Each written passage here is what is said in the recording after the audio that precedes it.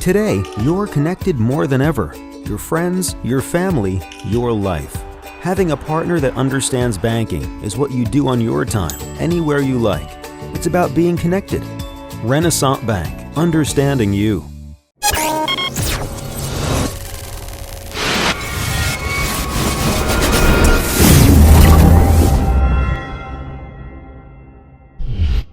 Sponsored by Renaissance Bank. Good morning, Northeast Mississippi. This is Newsbreak for Friday, October 7th. I'm Brad Locke. Thanks for joining us. Going to take a quick look at news and sports. And hey, we made it to the weekend, so good news there. Let's first take a look at the weather. Should be nice this weekend and going into next week. Today's forecast, clear skies, going to have a high of 90 degrees, low of 61, 10% chance of rain. And then cooling off, the 3-day outlook, Saturday, clear skies, high of 81, low of 51, 0% chance of rain. Clear skies again on Sunday, high of 81, low of 53, 0% chance of rain. And on Monday, clear skies, high of 84, low of 54, and again, a 0% chance of rain. Okay, let's take a look now at some of the top stories from your Daily Journal and djournal.com on this Friday. It's been 2.5 years since a destructive tornado tore through the Tupelo area, and there is still some federal disaster aid available to the city. Tupelo will receive about $438,000 in FEMA relief to compensate for the destruction of a former fire station on Ryle Drive. That money will be used to purchase heavy equipment for the Tupelo Public Works Department. The equipment costs about $585,000, and the city will pay 25% of the price, with FEMA picking up the rest. The city plans to purchase 2 dump trucks, a shovel truck, and a wheeled excavator. More trucks means more brush can be cleared, and cleared more quickly when a tornado or strong storm takes down trees and limbs. As for the fire station that was destroyed, the city raised what was left of it last year, and a deal is currently pending to sell the now empty lot into private hands. It appears the Mississippi Supreme Court is in no hurry to rule on the so-called Demon Chipmunk case.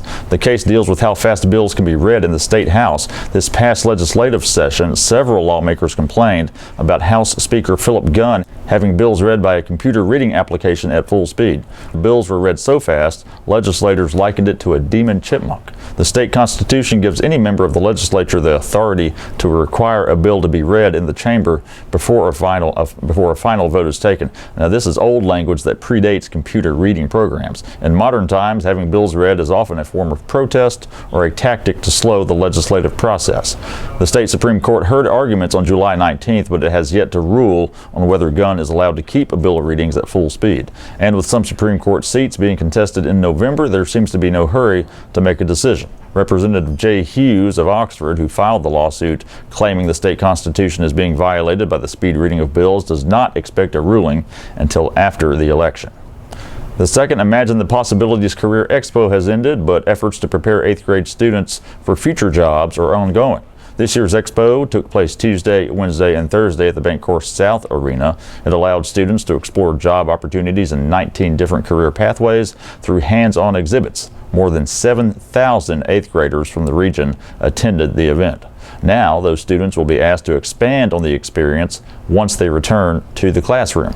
Create consultant Charles Garrett said one of the main goals of the expo is to get students thinking about the courses they will take in high school.